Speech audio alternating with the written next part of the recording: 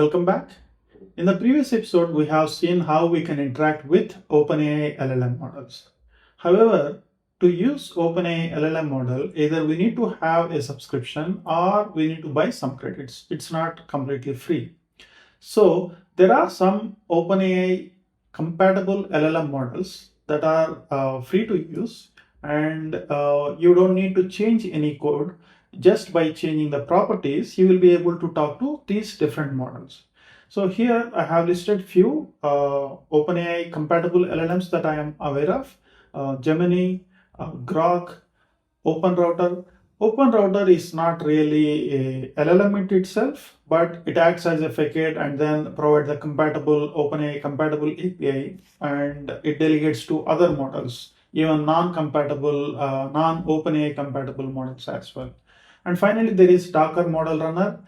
You can install Docker Desktop and then you can pull the models from Docker Hub, and you will be able to run the models locally and you can talk to them. So these are the options that I am aware of. If you know any other OpenAI compatible LLMs that we can use for free, please let me know in the comments.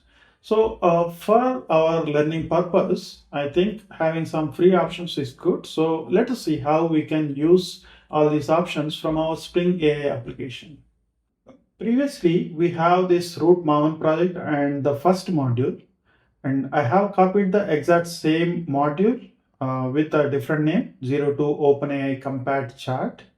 And I have same chart controller that we have used in the previous module itself. And this is a typical springboot main entry point class. And if you take a look at the application properties, also it contains the same properties that are configured to talk to OpenAI itself. So as I mentioned, the alternative LLM models that I just mentioned, they are OpenAI compatible models, which means you don't need to change any code. By simply changing these properties, we should be able to talk to those different LLMs. Now, let's start with Gemini. So in order to create an API key, here in this README, I have mentioned all the URLs where you can create API keys. So for Gemini, what you can do, there is aistudio.google.com. So if you go to Google Studio, if you go to Google AI Studio, you can click on this Get API Key, and here you can create an API key. And similar to OpenAI, it will generate a random string which you need to take, and you can set an environment variable with Gemini underscore API underscore key. Once you have this, you can go to here you can create a profile specific properties file, application-gemini.properties. So here I have changed the base URL talking to Gemini LLM URL, and then completion spot. This is nothing but the API endpoint where you invoke to have a chart. So for OpenAI, it is a different thing. For Gemini, it is a different thing. So here we have configured this. And for API key, we specified Gemini API key instead of OpenAI API key. And also the model, Gemini 2.0 Flash model that I configured to use. So as I mentioned, simply by changing the properties, we are able to talk to a different LLM model here. Okay. So now what we can do, let's say we want to run this, and let me stop it. Now, instead of running with the default profile, I would like to run with Gemini profile. In IntelliJ you can go to edit configuration, and here you can specify active profile as Gemini, and run.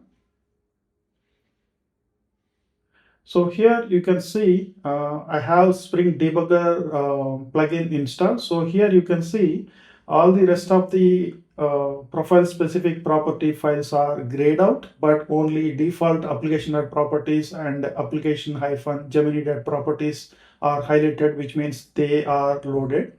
Okay, now if you take a look at the application properties, here you can even see the different values. We are talking to Gemini APIs, not with api.openai.com. Okay, so now we have everything ready. Now let's go to HTTP request and let's make the same request. What is springboot? So here we got response. As you can see, we have what is springboot. It has written a bunch of text explaining what is springboot. Instead of manually running the application and then triggering the API endpoints, let's write a test. It will be easy for us to check. So here I have written a simple integration test, and I have auto-configured mock MVC and injected mock MVC tester. In the previous versions, you might have used mock MVC. This is a better version of it. And we are triggering a post request to API chat, which is the one we have, API chat.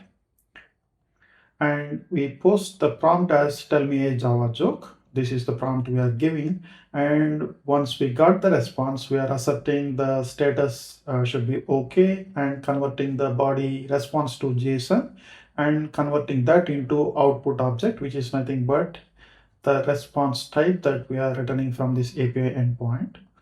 And we are asserting the content should not be blank. And also finally, we are simply printing that response given by the LLM.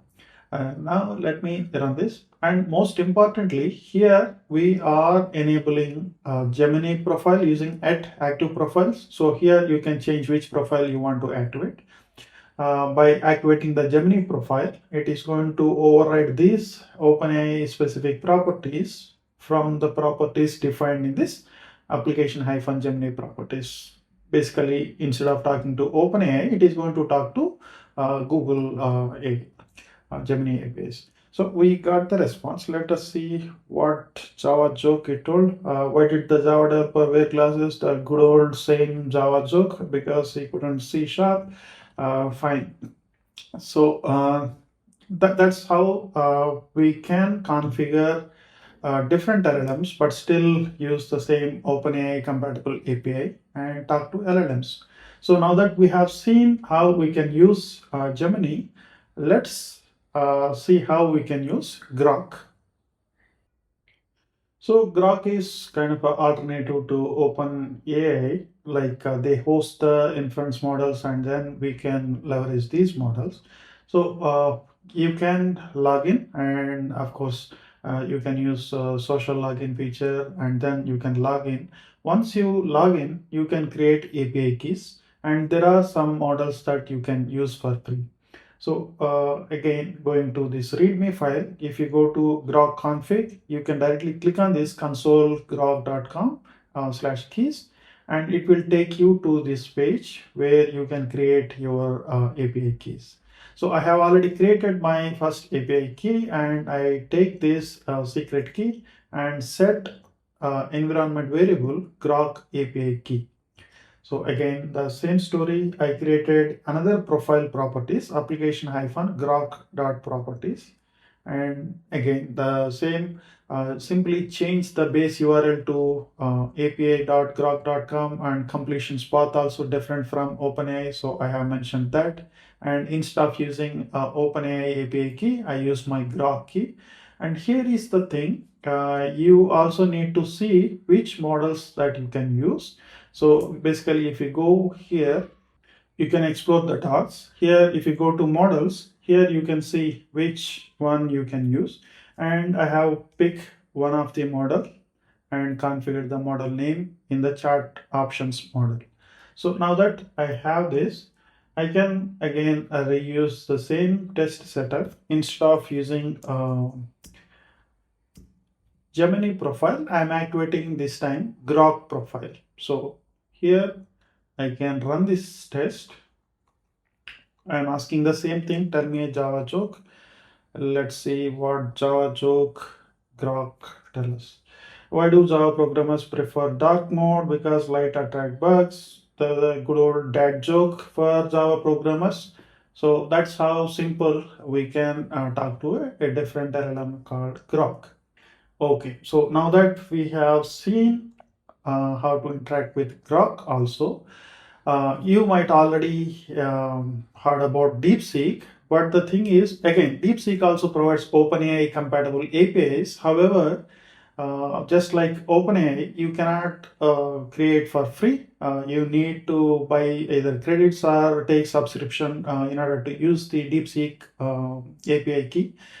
So I'm not going to do that, but you can see this DeepSeek profile properties. You can configure the base URL and specify the DeepSeek key and specify which model you want to use, and you will be able to talk to this DeepSeek.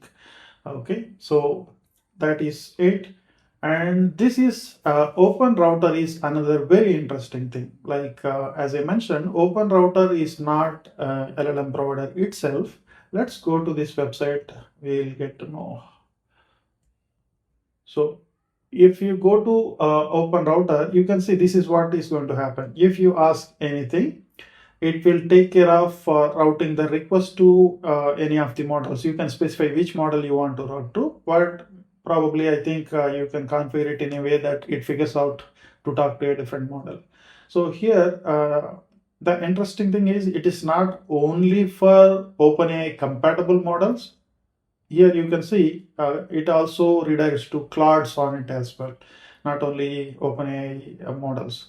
So this is another feature that you can use. And again, here it is not completely free, but you can use it for free with free models. So if you go to models and if you search for free, these are all free.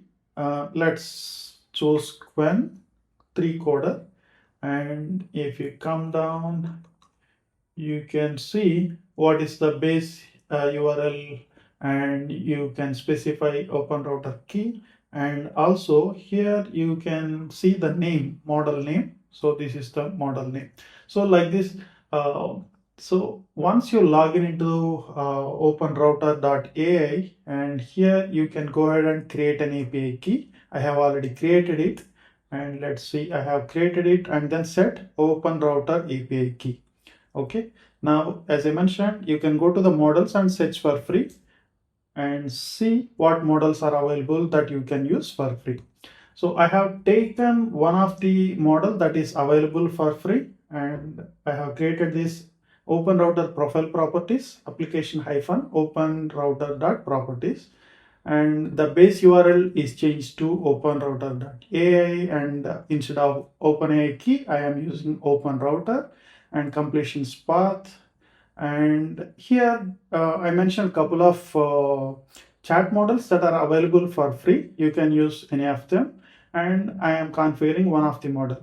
And the interesting thing is, earlier I mentioned DeepSeek. If you directly want to talk to DeepSeek, you need to have some subscription or have some credits. But through OpenRouter, you can configure to talk to this DeepSeek model itself, and that is free. And you can configure one of these models. Now let us go ahead and test with that.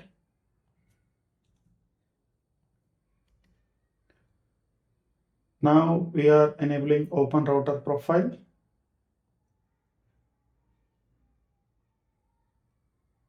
So now here you can see it is talking to Quen 3 model. Oh, the same joke. Why do Java developers pair classes? Because they don't see sharp. So that is how we can use all these models, and there will be, of course, some usage limitations. You cannot use it crazy, but there are limitations. But as I mentioned, for our learning purpose, that is good enough. And finally, let us take a look at how we can use Docker model runner. Finally, let us see how we can use Docker model runner. And if you click on this link in the README file, you will see how we can set up Docker model runner in our Docker desktop application. So here I have Docker desktop running. And if I go to dashboard, here I can see all the containers and images and everything. And if I go to settings and beta features, Here I can enable Docker model runner and also enable host side TCP support. Okay, so once you have enabled this, probably you need to restart. Once you've done that, here you will see these options, models, MCP toolkit and all. If you click on these models, here it is already showing the models that I have already pulled. Otherwise, you can click on this Docker Hub. Here it will show all the models that are available on Docker Hub. You can pull one of the model based on your system configuration. You may need to pull some lighter weight model, and I have already pulled these models. So now I'm going to use one of these models and configure my application to talk to these models. So here, if I go to my code and open the application -dmr.properties, dmr Docker model runner, and I specified base URL to localhost 123.12434. That is nothing but, okay, here again to check, that is nothing but the port that, click here, beta. So here, this is the port. Okay, so we have configured this, and it doesn't need any API key, but we cannot leave it empty. So I just put underscore, but it doesn't matter what value you enter for this API key while using a Docker model runner. And the model I am trying to use is AI/small m2, which I already pulled here.